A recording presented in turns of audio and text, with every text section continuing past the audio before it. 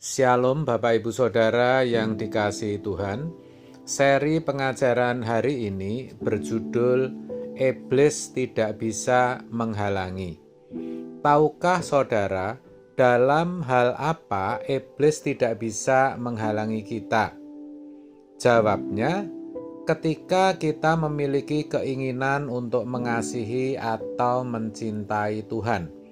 Kalau kita mau mencintai atau mengasihi Tuhan, iblis tidak bisa menghalangi.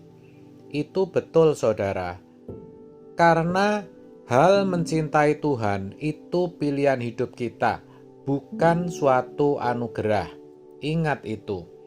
Kita diciptakan dengan diberi pikiran dan perasaan, sehingga kita memiliki kehendak bebas.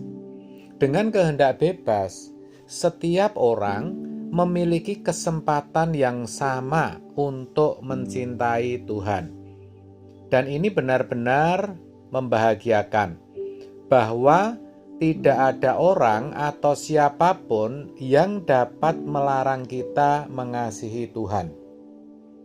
Masalahnya, apakah seseorang memilih dan menggunakan kesempatan itu dengan baik?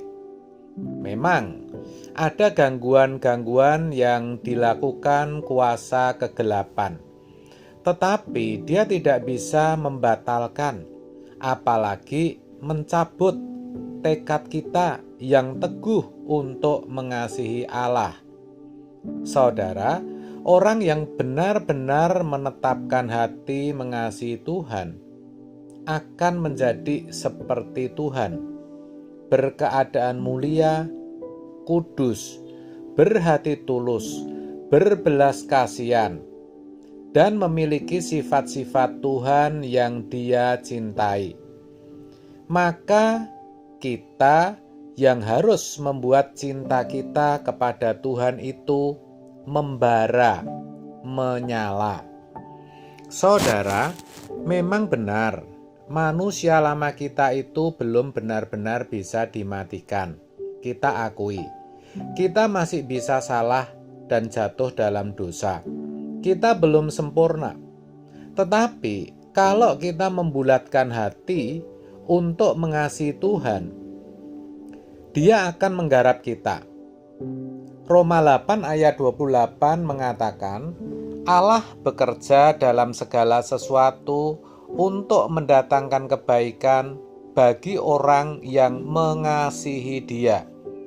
Kebaikan di sini adalah keserupaan dengan Yesus.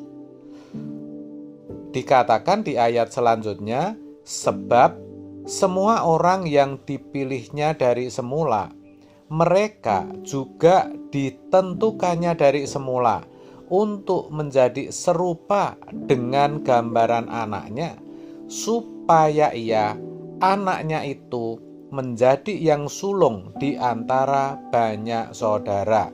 Roma 8 ayat 29. Itulah alasannya kenapa Tuhan menciptakan kita segambar dengan Dia, yang artinya kita bisa memiliki pikiran dan perasaan Tuhan.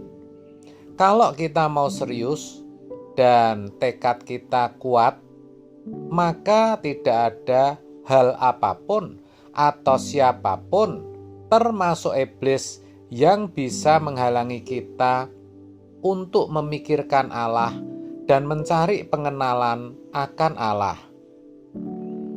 Iblis hanya bisa mengalihkan fokus kita kepada yang lain, mengacaukan, atau hanya bisa menggoda saja.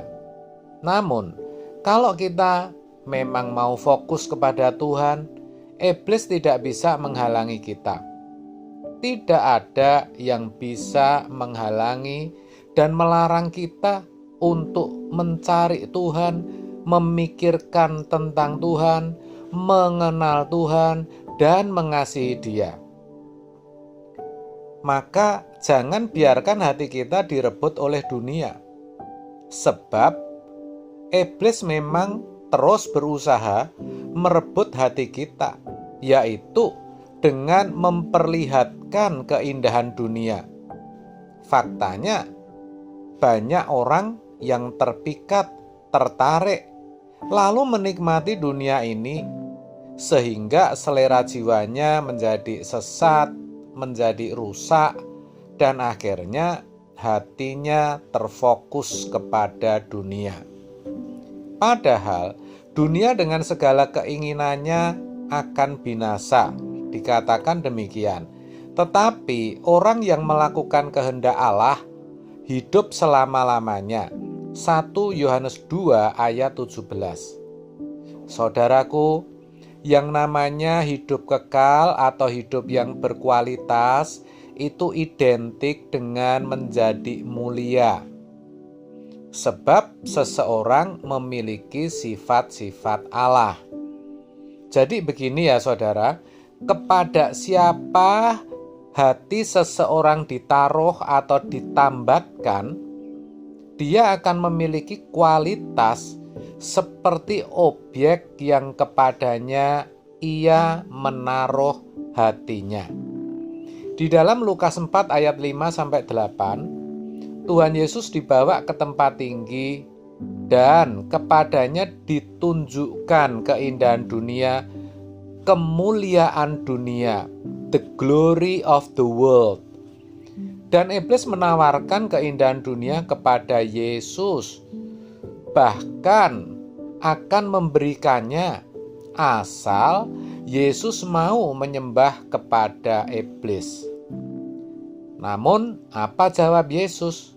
Engkau harus menyembah Tuhan Allahmu, dan hanya kepada Dia sajalah engkau berbakti. Menyembah artinya memberi nilai tinggi atau proskuneo. Jadi kepada objek apa atau kepada siapa kita memberi nilai tinggi, kepadanya lah sesungguhnya kita menyembah. Apa yang kita sembah, pasti itulah yang kita cintai. Tidak mungkin tidak. Hal-hal yang kita cintai, itulah yang akan memberi warna hidup kita. Ketika seseorang mencintai dunia, maka sifat-sifat dunia akan diserapnya. Ia akan serupa dengan dunia. Kualitas hidupnya menjadi seperti dunia. Mengerikan bukan? Itulah sebabnya orang yang sungguh mencintai Tuhan, ia akan menjadi mulia seperti Allah yang mulia. Ia akan menjadi kudus, menjadi tulus, dan memiliki sifat-sifat Allah yang agung itu. Dengan demikian, sejatinya nasib kekal atau keadaan kekal seseorang itu ditentukan oleh diri orang itu sendiri. Makanya Allah memberi perasaan dan pikiran. Dari pikiran dan perasaan inilah manusia bisa memiliki kehendak bebas. Dia dapat mempertimbangkan, mengambil keputusan, dan memilih. Bukan Allah yang memilih, bukan Allah yang menetapkan, melainkan manusia itu sendiri. Kalau dulu kan kita sering berkata, saudara, Tuhan berikanku hati untuk mencintaimu. Lah, kalau Tuhan yang menetapkan hati seseorang untuk bisa mencintai dia, maka pasti di sisi lain, ada orang yang tidak diberi Tuhan hati untuk mengasihi dia. Itu berarti Tuhan menetapkan seseorang bisa masuk surga dan yang lain tidak pernah masuk surga. Karena hatinya tidak digerakkan untuk mencintai Tuhan. Maka orang yang hatinya tidak digerakkan Allah untuk mencintai dia, tentu tidak bisa dikatakan bersalah. Karena Allah tidak menetapkan, Allah tidak menjamah dan tidak menggarap dirinya. Sebaliknya, orang yang disentuh Allah untuk bisa mencintai Allah tidak layak mendapatkan upah. Karena apa? Allah yang mengerjakan, bukan dirinya sendiri. Jadi sesungguhnya yang benar adalah manusia harus memilih dan menetapkan siapa yang dicintainya. Inilah yang Tuhan kehendaki dalam hidup kita. Tidak ada yang bisa menghalangi, iblis pun tidak. Amin. Tuhan Yesus memberkati.